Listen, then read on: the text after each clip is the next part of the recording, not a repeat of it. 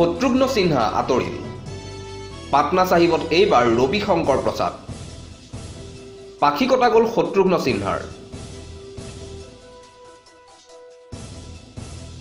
BJP চৰকাৰ আৰু নৰেন্দ্ৰ মোদীৰ বিৰোধিতা কৰি বিপদত পৰিল শত্ৰুঘ্ন সিনহা। বিজেপিৰ প্ৰাৰ্থী তালিকাত স্থান নাপালে জনপ্ৰিয় অভিনেতা তথা বিহাৰৰ পাটনা চাহিব সমষ্টিৰ বৰ্তমানৰ সাংসদ শত্ৰুঘ্ন সিনহাই। পাটনা চাহিবত বিজেপিয়ে এইবাৰ প্ৰাৰ্থিত্ব প্ৰদান কৰিলে কেন্দ্ৰীয় মন্ত্ৰী ৰবি শংকৰ প্ৰসাদক।